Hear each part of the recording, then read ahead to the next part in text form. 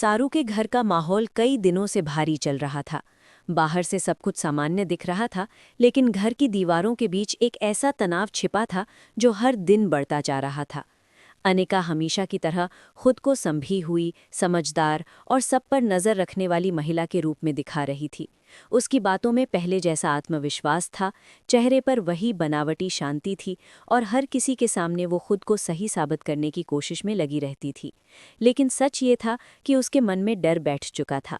उसे महसूस होने लगा था कि अब हालात उसके हाथ से फिसल रहे हैं। दूसरी तरफ सारू चुप थी, मगर उसकी चुप्पी अब पहले जैसी कमज़ोर नहीं थी। वो टूटती हुई नहीं, संभलती हुई नजर आने लगी थी। उसने बहुत अपमान सहे थे, बहुत बार अपनी बात दबाई थी, बहुत बार लोगों की बातों के सामने सिर झुकाया था, लेकिन अब उसके भीतर एक अलग ही ताकत जन्म ले चुकी थी। उसे लग रहा था कि देर जरूर हुई है, पर सच अब रुकने वाला नहीं। घर के लोग भी दो हिस्सों में बटे हुए थे।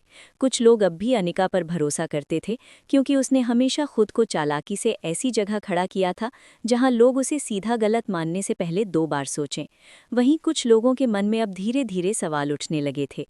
उन्हें लगने लगा था कि कई घटनाओं में कुछ न कुछ ऐसा था जो साफ नहीं था। कई बार बातें आधी रह जाती, कई बार सच सामने आने से पहले ही मोड़ दिया जाता, और कई बार अनिका हर हालात में अपने लिए रास्ता बना लेती। यही बात अब लोगों को खटकने लगी थी। सारू ने भले कभी जोर से कुछ नहीं कहा, मगर उसका दर्द इतना साफ था कि घर के कुछ दिल अब उसे पढ़ने लगे थे। फिर भी किसी के पास इतना मजबूत सबूत नहीं था कि अनिका को सीधे कटघरे में खड़ा कर सके। इसी वजह से तनाव था, अविश्वास था, मगर फैसला नहीं था। घर एक ऐसे मोड़ पर खड़ा था जहां हर कोई किसी बड़ी बात का इंतजार कर रहा था। इसी बीच पूजा की बेटी का घर में आना एक साधारण बात की तरह शुरू हुआ, लेकिन धीरे धीरे वही इस कहानी का सबसे बड़ा मोड़ बन गया। वो पहले भी बहुत कुछ देख चुकी थी, बहुत कुछ सुन चुकी थी, लेकिन शायद समय आने तक चुप रही थी। उसकी उम्र भले कम थी, मगर उसकी आंखों में वो सच्चाई थी जिसे छिपाना आसान नहीं होता। उसने उन चीज़ों पर ध्यान दिया था जिन पर बड़े लोग कभी कभी ध्यान नहीं दे पाते, क्योंकि बच्चे कई बार दिखावे के पीछे छिपी हकीकत जल्दी पकड़ लेते हैं। वो लंबे समय से अनिका के व्यवहार को देख रही थी। उसने नोट किया था कि अनिका किन लोगों से कैसे बात करती है, कब उसका चेहरा बदलता है, कब वो झूठ बोलते समय नजरें चुराती है, और कब वो किसी बात को छिपाने के लिए गुस्से का सहारा लेती है। ये सब बातें उसके मन में जमा होती चली गईं। शुरू में उसने शायद उन्हें जोड़कर नहीं देखा, लेकिन जैसे जैसे घर में तनाव बढ़ा, वैसे वैसे उसके सामने तस्वीर साफ होने लगी। एक दिन घर में फिर किसी बात को लेकर बहस जैसा माहौल बना। अनिका ने हमेशा की तरह बातों को घुमाकर सारू पर ही सवाल खड़े करने की कोशिश की। उसकी आवाज़ में वही पुराना भरोसा था, जैसे वो फिर एक बार सबको अपने हिसाब से सोचने पर मजबूर कर देगी। कुछ लोग चुप थे, कुछ असमंजस में थे, और सारू पहले की तरह जवाब देने के बजाय केवल सब देख रही थी। उसी समय पूजा की बेटी ने पहली बार सबके सामने बोलना शुरू किया। पहले तो किसी ने उसे गंभीरता से नहीं लिया, क्योंकि सबको लगा कि बच्ची है, शायद अधूरी बात कह रही होगी। लेकिन जैसे जैसे उसने अपने शब्दों को साफ किया, कमरे का माहौल बदलने लगा। उसने केवल आरोप नहीं लगाया, उसने एक एक बात जोड़कर रखी। उसने बताया कि किस दिन उसने क्या देखा, किस समय कौन सी बात सुनी, किस तरह अनिका ने अलग अलग लोगों के सामने अलग चेहरे दिखाए। उसके शब्दों में डर कम था और सच्चाई ज्यादा थी। यही वजह थी कि लोग उसे रोक नहीं पाए। अनिका ने पहले उसे बीच में टोकने की कोशिश की। उसने उसे बच्ची कहकर उसकी बात हल्की करने की कोशिश की। उसने कहा कि छोटे लोग कई बार बातों को गलत समझ लेते हैं, लेकिन पूजा की बेटी इस बार रुकने वाली नहीं थी। उसने साफ कहा कि वो गलत नहीं समझी, उसने साफ देखा है।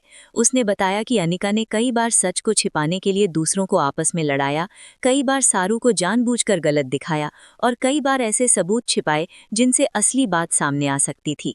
घर में बैठे लोगों के चेहरों का रंग बदलने लगा। जो लोग अब तक सोच रहे थे कि शायद ये केवल आपसी खींचतान है, वे अब ध्यान से सुनने लगे। सारू के लिए ये पल बहुत भारी था। उसने शायद कभी नहीं सोचा था कि उसके पक्ष में इस तरह कोई आवाज़ उठेगी, वो भी पूजा की बेटी की आवाज़ में। उसके भीतर दर्द के साथ साथ एक अजीब सी राहत भी उठी, जैसे लंबे अंधेरे के बाद किसी ने दूर कहीं दिया जला दिया हो। पूजा की बेटी ने बात को यही नहीं छोड़ा। उसने ये भी बताया कि कैसे अनिका ने कुछ ज़रूरी चीज़ों को इधर से उधर किया, कैसे उसने झूठ बोलकर हालात को अपने पक्ष में मोड़ा और कैसे हर बार जब भी सच सामने आने की संभावना बनी उसने किसी न किसी तरह उसे दबाने की कोशिश की। उसके पास हर बात का कानूनी सबूत नहीं था, लेकिन उसके पास सच की वो कड़ी थी जो बाकी सबको जोड़ रही थी। सबसे बड़ी बात ये थी कि उसकी बातों में कोई स्वार्थ नहीं था। वो न खुद को बचा रही थी, न किसी को गिराने के लिए नाटक कर रही थी।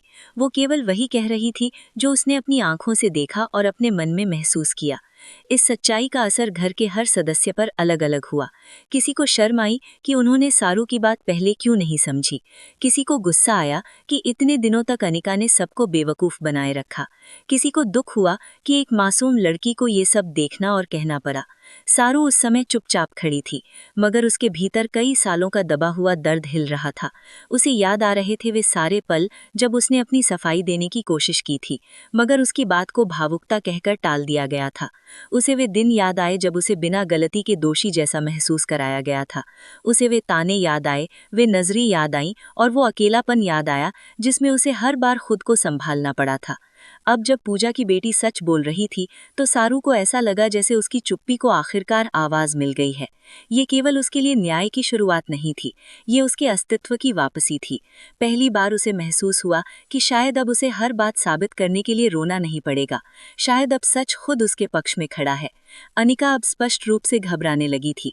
उसने चेहरा सख्त जरूर था, मगर उसकी आंखों में असहजता दिखने लगी थी। उसने कई बार बात काटने की कोशिश की, कई बार गुस्से का सहारा लिया और कई बार ये दिखाने की कोशिश की कि ये सब किसी की साजिश है। लेकिन इस बार उसकी आवाज पहले जैसी असरदार नहीं रही, क्योंकि जब एक घर लंबे समय तक झूठ के बीच जीता है तो एक समय ऐसा आता है जब छोटी सी सच्चाई भी बहुत तेज चमकती है। पूजा की बेटी की बातों ने वही काम किया। उसने पूरे घर को रुककर सोचने पर मजबूर कर दिया। अब लोग केवल अनिका की सफाई नहीं सुन रहे थे, वे उसके पुराने व्यवहार को भी याद कर रहे थे। वे जोड़ रहे थे कि कब किस मौके पर उसने बात मोड़ी थी, कब किसे चुप कराया था और कब सारू पर बेवजह उंगली उठाई थी। सच धीरे धीरे जमा हुआ और कमरे की हवा बदलने लगी। घर के एक बड़े सदस्य ने पहली बार कड़े स्वर में अनिका से सीधा सवाल किया। उसने पूछा कि अगर ये सब झूठ है तो फिर इतने सारे इशारे एक ही दिशा में क्यों जा रहे हैं। उसने पूछा कि हर बार विवाद में सारू ही क्यों फंसती रही और हर बार अनिका ही साफ क्यों निकलती रही। इस सवाल का सीधा जवाब देना आसान नहीं था। अनिका ने फिर वही कोशिश की कि बात को भावनात्मक बना दे, परिवार की इज्जत का हवाला दे और कहे कि एक बच्ची की बात पर इतनी बड़ी बात नहीं बनाई जानी चाहिए।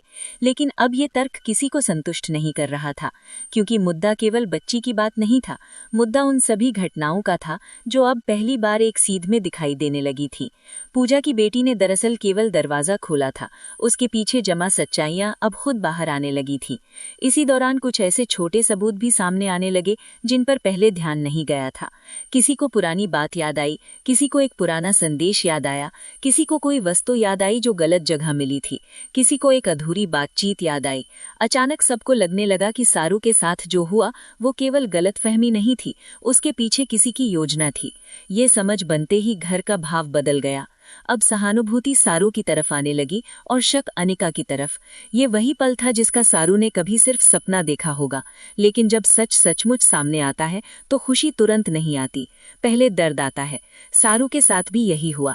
वो जीतती हुई भी रो पड़ी, क्योंकि उसे महसूस हुआ कि जिन लोगों के सामने उसने खुद को बार बार संभाला, वही लोग आज पहली बार उसका सच देख रहे हैं। ये राहत थी, पर उसके साथ बहुत गहरा दुख भी जुड़ा था। पूजा की बेटी ने जब देखा कि लोग उसकी बात सुन रहे हैं तो उसने और हिम्मत से बोला। उसने कहा कि अगर अब भी लोग चुप रहेंगे तो गलत कभी नहीं रुकेगा। उसने बताया कि वो बहुत दिनों से डरती रही, लेकिन हर बार उसे लगा कि अगर वो नहीं बोलेगी तो सारू के साथ अन्याय चलता रहेगा। इसके इन शब्दों ने घर में बैठे लोगों को भीतर तक छू लिया।